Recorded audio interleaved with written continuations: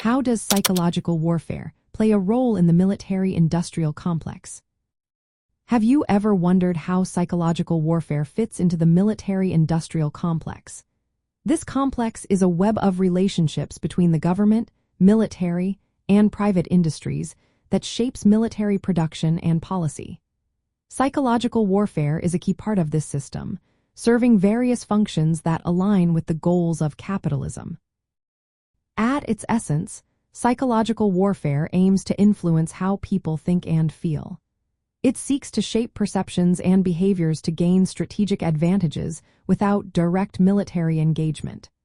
This approach aligns with capitalism's goal of promoting economic growth by managing conflicts in ways that go beyond traditional battlefields. Within the military-industrial complex, psychological warfare conditions societies to accept ongoing conflict as a normal part of life. This process can be described as the militarization of subjectivity.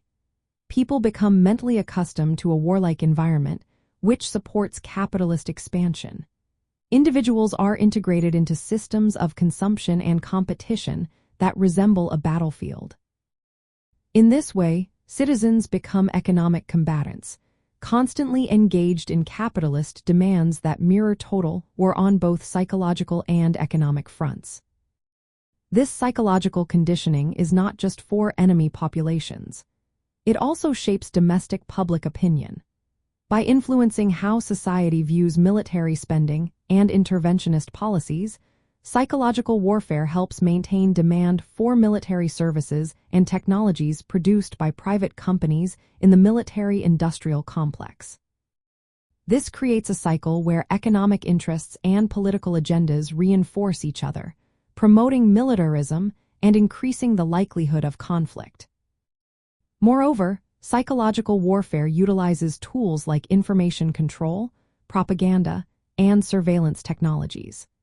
These methods manipulate narratives to destabilize adversaries and justify military growth.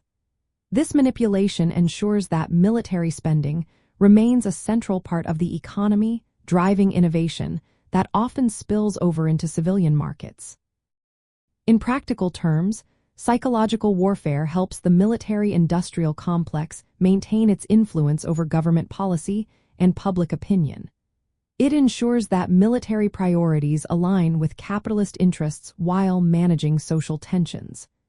Conflicts are framed in ways that legitimize military action and suppress dissent. Psychological warfare plays a vital role in the military-industrial complex by conditioning populations to see perpetual conflict as necessary for economic and national security. It supports capitalist accumulation through the militarization of social and economic life. It sustains demand for military products by shaping perceptions of threats. It facilitates the integration of military and private sector interests through information control. Finally, it enhances the military-industrial complex's political power by influencing public opinion and government policy.